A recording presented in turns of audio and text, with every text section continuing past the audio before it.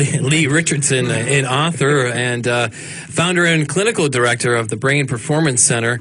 And we're going to talk about anxiety, maybe specifically during the holidays, how we can cope with that, maybe how we can help ourselves and our loved ones deal with this. And studying human behavior for over 30 years, hopefully she can give us some tips and help us out. Leigh, good morning. How are you? Good morning. I'm well, thank you. How about you guys? Yes, good morning. I'm a little anxious about Christmas. I don't know, worried about it. Certainly a real feeling, a reality here, I think, for many of us, anxiety, and maybe not knowing exactly what that feeling truly is, but it happens. And, you know, studying this and knowing some of those signs for over 30 years and being an author and writing about this, and I know you talk on the radio as well. What do we need to know? What are some of these reasons that we feel these anxiety type feelings, and why specifically more so during the holidays? Well, you know, the holidays bring stress, and stress creates chemical changes in your brain and in your body. And a lot of times, you know, the body keeps score of everything going on in the brain. And when you're anxious, maybe you feel nauseous. Or maybe when you stand up real quick, you get dizzy. Or, you know, your hands sweat or they get cold. So the connection between the brain and the body, if you don't think you're anxious, stop and just focus on what are you experiencing in your body, because most everybody feels it in their body as well as in their head. And when it's in your head, you know, maybe you've got those ants, those automatic negative thoughts.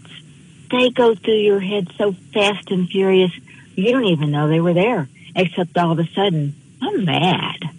Or, you know, I'm overwhelmed. Or I feel sad. So you got to catch those little ants. I want to give you an example of something that I think causes people a lot of stress, and that is gift giving.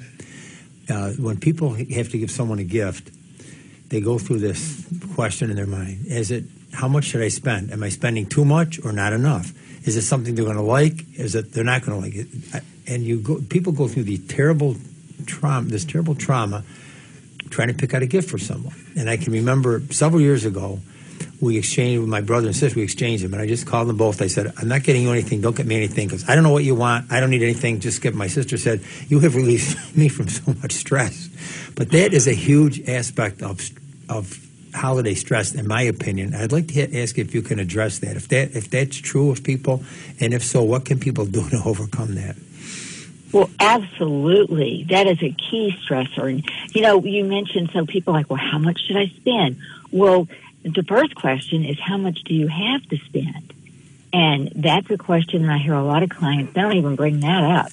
It's just, how much do I have to spend to make this person happy? Right. And, you know, what do I do to make them happy? And I don't know what to do. And most of us really don't need anything. Now, we want some things, but there's a big difference between want and need. And when you think about the stress that it puts on other people to try to figure out what to make you happy, I mean, let's face it, sometimes each of us can't figure out what we need to make us happy. And we don't even know what to tell other people to get us if they ask us.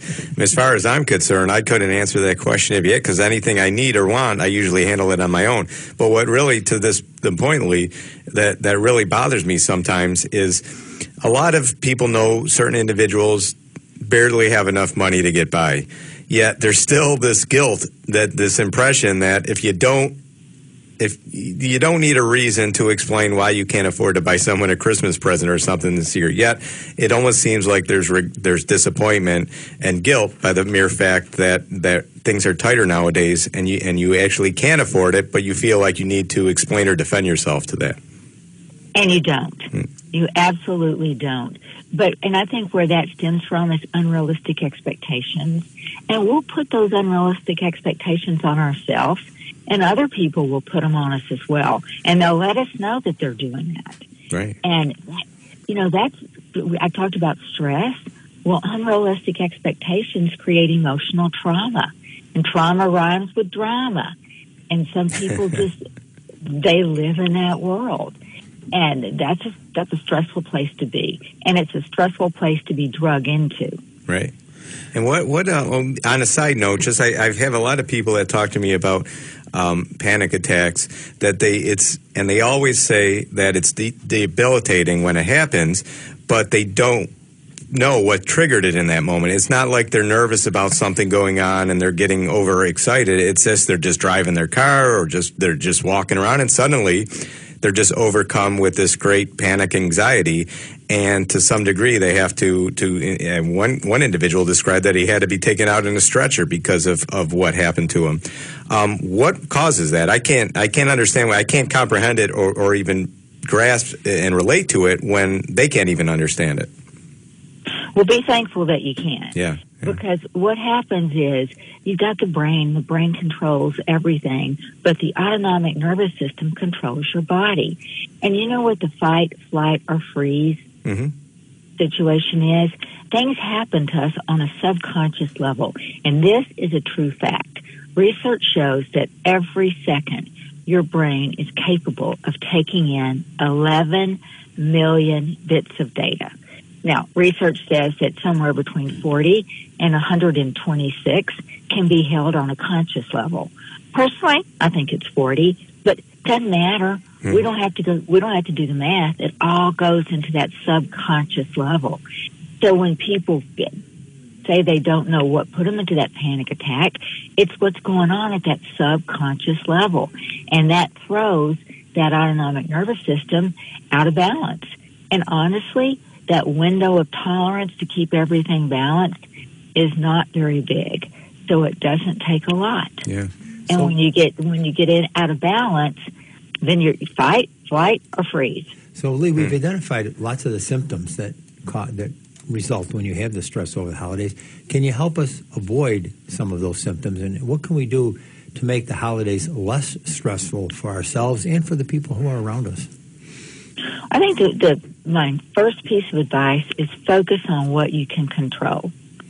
Because what you can't control, that's wasted energy. Take all that energy and focus on what you can control.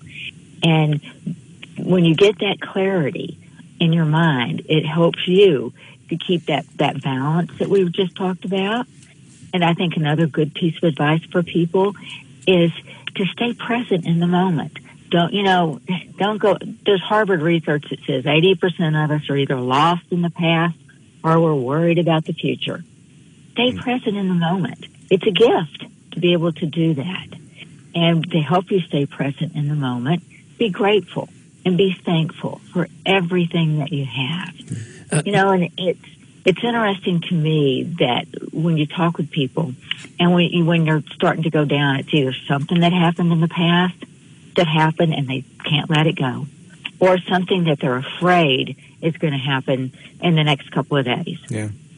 So, and Leigh, as Mark was just asking you about symptoms, if you can explain it and the differences, and maybe the feelings are similar, but the long-lasting effect or feelings may be different. But is there a difference between a holiday or a temporary anxiety that you're feeling through the holidays versus a frequent or experiencing often anxiety on a daily or continuous basis? Well, for a lot of people, the holiday stress just amplifies what's going on a regular basis. And there's so many more variables. And, a lot of times if you're just walking in a grocery store, the sensory overload that you can get with all the decorations and the bright lights on the trees, and there's so much more going on in the holiday period, in the period and the time frame, that just puts an extra load on our brain. Mm-hmm. The people sometimes around the holidays change their routines because during the year they go to bed at a certain time, they exercise, eat a certain amount of food, and then when the holidays come, they throw all those routines aside and they don't get the same amount of sleep. They forego their exercise and they eat different things at different times that they're not accustomed to.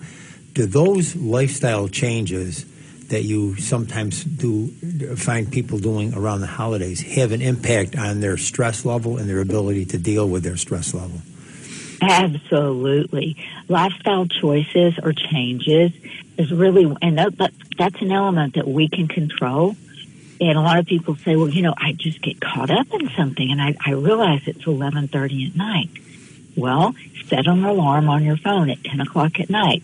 Oh, to remind yourself it's 10 o'clock. What time do I normally go to bed? Well, 10:30. You have to work to keep yourself aware of those changes. And the amount of sugar that starts to flow, and sugar is a neurotoxin. Now, for some people, I have clients that tell me, oh, sugar does not bother me. Doesn't bother me at all. Well, there's plenty of research that shows it does have an impact on the brain. And you know what I've seen in the holidays, people, the simplest thing that gets left on the side, that is staying hydrated. Right. They quit drinking their water. Did you know the brain only weighs 3 pounds, but it's 60% water? Mm. So if you're not drinking your water, you're not staying hydrated, how well do you think that brain's working for you? Right. Yeah. And Leigh, one of the other things, and I think we maybe a good example here. We talk about ourselves, or we worry about ourselves maybe a lot, and what we're doing, and to try to please others during the holidays. But maybe we think, or we forget to slow down and think about others more specifically. And one of those groups, I think, children, and maybe those specifically that have to deal with a multiple family setting, split family. They're moving back and forth, and that creates, I think, an added anxiety. Sometimes not knowing where they are going to be or when they're going to be somewhere next. Talk a little bit about trying to deal with or having to deal with that. What's the best approach? Well, that's uncertainty, and that's the human brain's not fully developed until you're in your mid to late 20s. So for those kids, those adolescents, their brain's not quite developed enough to be able to put all that and process all that. And you go to one house and you eat dinner at 6 o'clock, and then you go to another house and you eat dinner at 8 o'clock, and that's very confusing. And I know those are the simplest daily activities, but those are the things that those kids need to have kept in common. And they need to know, a lot of times when you're in a split family, oh my goodness, there's a new family member. And that's hard to deal with. Yeah. And a lot of times in a split family, there's different roles, there's different values. And all of those are confusing when you're a kid. And when I talk with parents and I talk with families, I say, talk about it. It's sit down and say, I know we do things differently here. That doesn't mean that what we do is right. It doesn't mean that what you do with your other house is wrong. So talk about those things and be as transparent. And as adults, we need to model the behavior that we want to see our kids demonstrate. And when just on that question, because I grew up in a split family and went to many different families' houses over the years for Christmas. And as a young child, it's hard enough to make friends out on the street, but when you're kind of thrust into a house and suddenly have to play with kids you haven't met before, you don't know who they are, that always gave me a lot of anxiety. Now, the anxiety that a child might experience during those times as they're young and going through the holidays and split families and whatnot, does that have in the moment, obviously it has an effect, but does that do anything to the child that lasts over years as you get into adult? Those seeds that were planted with that anxiety last and affect an adult in terms of how they relate in situations? Absolutely. There's 4 things that puts that brain in a dysregulated state. Emotional trauma and stress are 2 that we've talked about. Mm-hmm. And that lives at that subconscious level. And if you do that repeatedly for 4 or 5 years as a child, that gets planted in that subconscious. So as an adult, and you're going to the holiday work party, and oh my gosh, am I going to have to deal with all those people that I've never met before? Right. That tape starts playing. Yeah, exactly. Leigh, I've seen these, and I don't know if you have seen them or if they're accurate or not, but that there's a high level of suicide around or right after the holiday season, and that there's also a rather high death rate. I was speaking to the clerk of surrogates court one day, and she said from the death certificates they can see that there's a spike in deaths right after the holiday. Have you ever seen that? Are you aware of that? Is it accurate? And if so, do you have any explanation for why you think that might be the case? Well, I do. There's a spike in suicide in the last couple of years globally, and it's all ages. I'm so surprised when I hear that suicide is the number 1 leading cause of death for that age group. I think it's 19 to 30. And it's an emotional response. I think that we're, the last couple of years going through the pandemic, that's something that we've never experienced before. That's changed our access. I mean, for many people, they lost their sense of community. They couldn't go to church. They couldn't go to school. They couldn't even go to the gym and work out for a while. And when you lose that sense of community, when you lose that feeling of being connected and you feel isolated, it's your brain and your body react differently. And I am so proud of what the mental health world is doing to try to address that.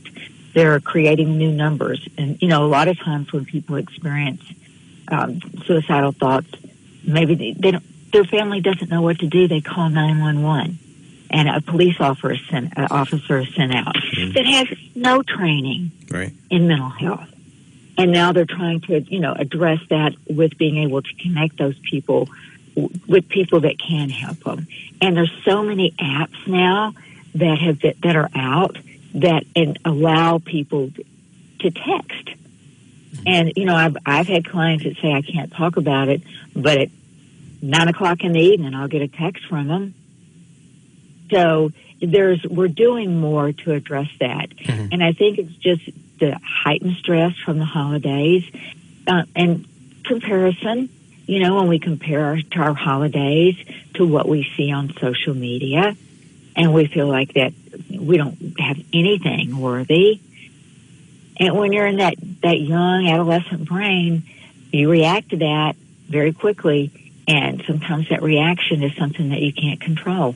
But there is positivity here. I think as you were starting to touch on and address, you can change. You've seen that. You've experienced that change in others. And I think that you probably address a lot of that here in your book. Turn your brain on to get your game on. So really being more positive, I think, and maybe approaching and addressing some of these issues rather than hiding from them, finding ways that you can beat them or fight them or cope with them, right?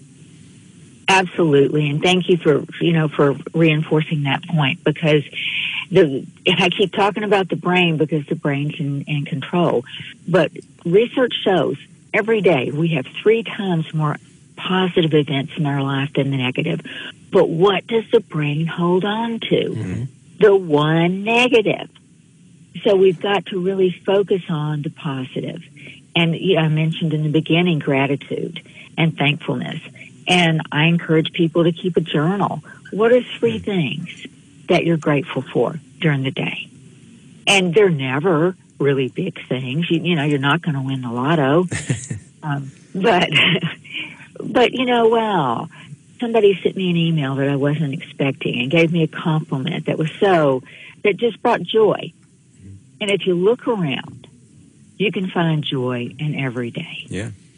We're hoping for a donut from one of our coworkers this morning. She's out on a remote. That would bring us joy. It's very easy for us to be grateful. Yes. But Leigh, I mentioned your book, and I know I also mentioned, a radio host. You do many other things, and this may be very important or beneficial for folks during the holidays. Just a place to turn, or a little reminder or a tip. What's a good way to find out not only more about the book, but maybe more about yourself and some of the ideas that we talked about here this morning? Well, I do a weekly radio show, and it's called In Your Head, and you can listen to that any place you listen to your podcast. And, of course, the Brain Performance Center has a presence on social media, on Facebook and Instagram, and I'm on LinkedIn.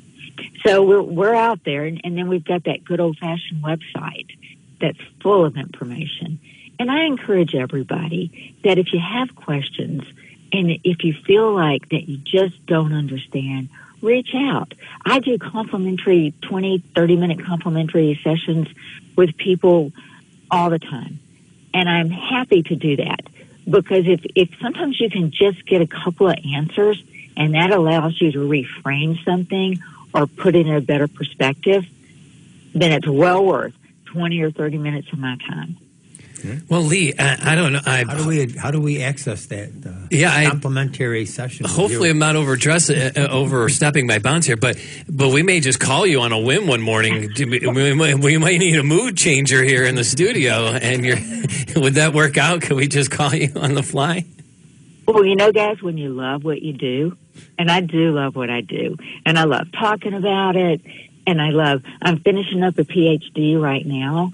I'm in my last course semester, and I'm doing that because I want to be able to create social change around mental health. Mental health is brain health is brain science. And anytime I get an opportunity to talk that language, call me. Awesome. At what number?